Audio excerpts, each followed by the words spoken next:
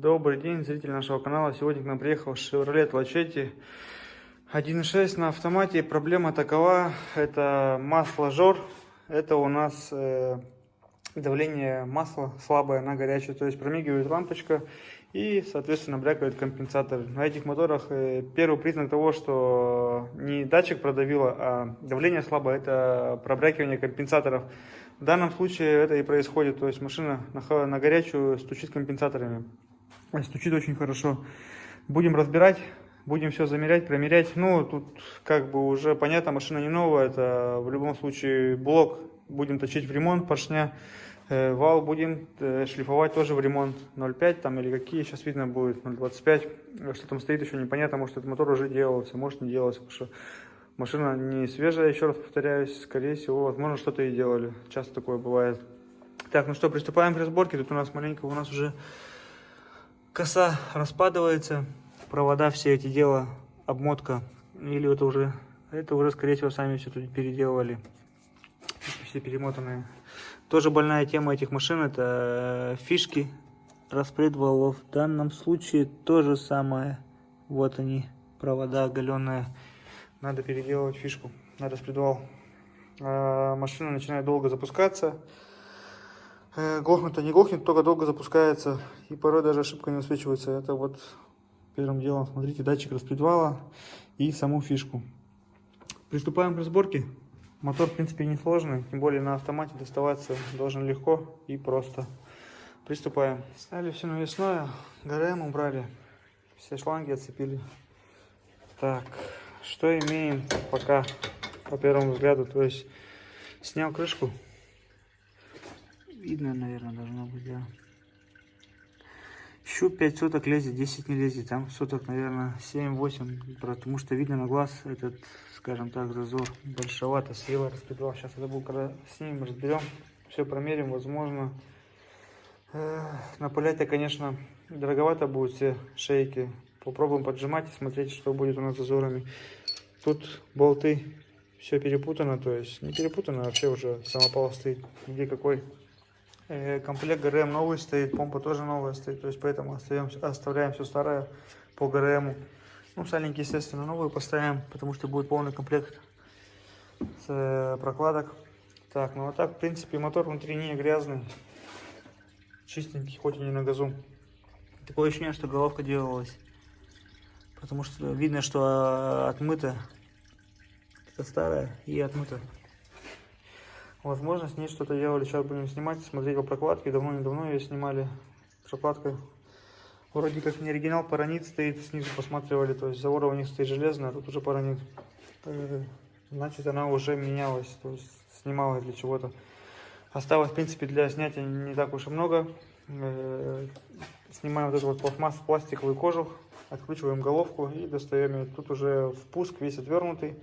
Выпуск, естественно, снятый, генератор отвернутый, ну, полностью готово. Только осталось датчик температурный, там, вот, скажем так, не в удобном месте стоит.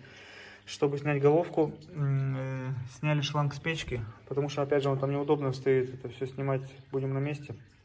Так, ну что, приступаем дальше к разборке. Сняли ГБЦ. Ну, что мы тут видим? Кто-то писал, что мы не видим пятна на цилиндрах, то, что не видим, где хона нет. Вот в данном случае нет хона, то есть рабочая поверхность сношена вообще в ноль. Во всех цилиндрах, абсолютно во всех. Вот это называется сношенный цилиндр. А то, что вы там комментировали некоторые, вот они поршня болтаются задраны, комментировали то, что мы не видим хона, так там хон был. И рабочие поверхности были целые. В данном случае его нет. То есть вот сейчас снимем поршневую, посмотрим, что там за поршневая стоит. Стандарт, не стандарт. Если стандарт, то 0,25 будем точить. 0,25, 0,5, посмотрим, что у нас есть по наличию поближе. Будем растачивать блок. Ну, естественно, вал будем сейчас доставать и смотреть, что с ним.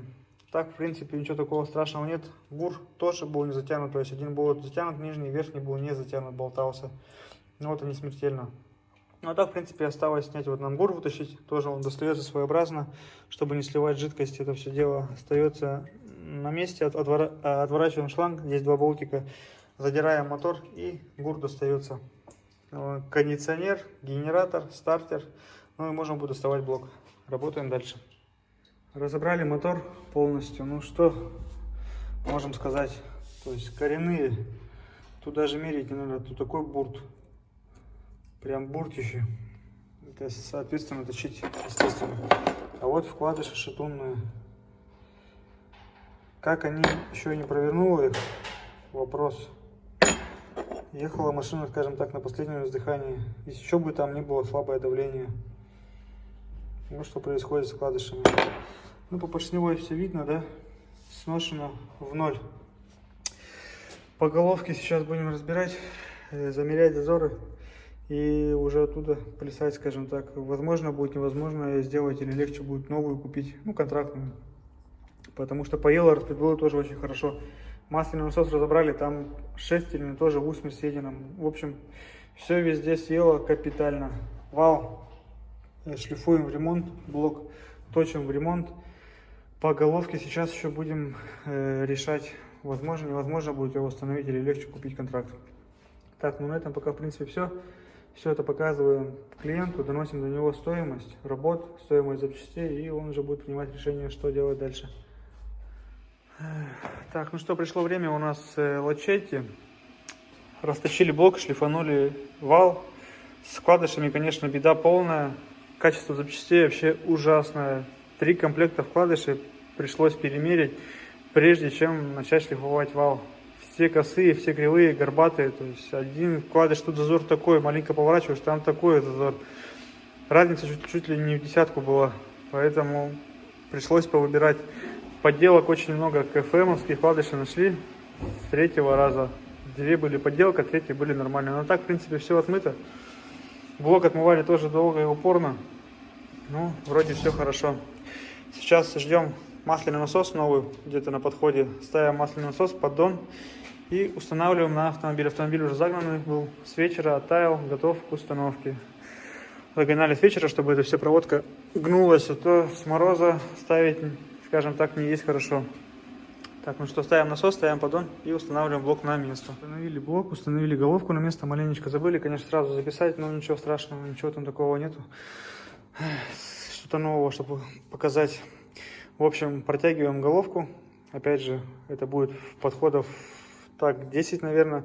Прокладку поставили паранит, чтобы, скажем так, избежать всех этих потеков. Тем более недавно был инцидент с железной прокладкой. Поставили ее, она меньше чем через 1000. Треснула между масляным каналом и тосольным. Масло пошло в антифриз. О, да, масло пошло в антифриз. Поэтому качество прокладок на GM оставляет желать лучшего. Ставим в данное время паранит. Головка и блок ровные, раковин никаких нету, то есть замерили все линейкой, все хорошо точить. Шлифовать не пришлось по поверхности. Ну а так, в принципе, все.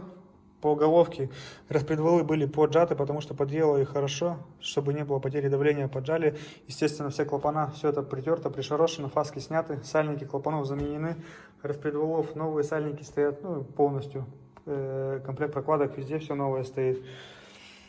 Так, в принципе, все. Продолжаем сборку, протяжку головки. Тут хорошо, это не как на моторах, где болты стоят под распредвалами, здесь болты стоят, не мешая с распредвалом, так сказать. Можно собирать и ГРМ, и все вот это вот помаленечку собирать, не ждать, когда закончим протяжку. Это экономит время. Запустили автомобиль, уже практически прогрели его. Появилось шорканье. Прям шорканье хорошее такое. Подумали, что крышки сняли, нет. Натяжной ролик издает звуки. Комплект ГРМ клиент менял недавно, поэтому оставляли его старым. Ну, как видим, что качество его так себе, оставляет желать лучшего. Теперь по поводу самой работы мотора. Мотор работает тихо, идеально.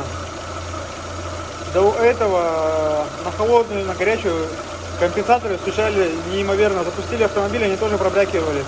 Ну, естественно, там вот эта стружка, все в нем, их подзабило маленечко. Прогазовали буквально минуты полторы. Все прокачало. Никаких стуков, бряков, ничего нет. Давление масла идеальное. Так как первые признаки на этих моторах это брякающие компенсаторы, если плохое давление масла. Ну, естественно, здесь оно было вообще ни к черту, так сказать. Коленвал изношенный был, вкладыши тоже сами видели, там еще маленько попроворачивал во штаны. Распредвалы тоже подъело. Это все сейчас устранили. Коленвал шлифанули, распредвалы пожали, то есть давление привели в норму. Насос, естественно, новый. Все хорошо. Но по ролику, конечно, нужно менять. Полностью комплект новый и под замену. Так, ну на этом, наверное, заканчиваем серию. Chevrolet Lachetti готов. Сейчас ставим обратно крышку. При замене следующего масла через 500 километров клиент, скорее всего, купит ГРМ комплект. Заменим и его. Ставим защиты, колесо и отпускаем автомобиль. На этом заканчиваем серию. До свидания.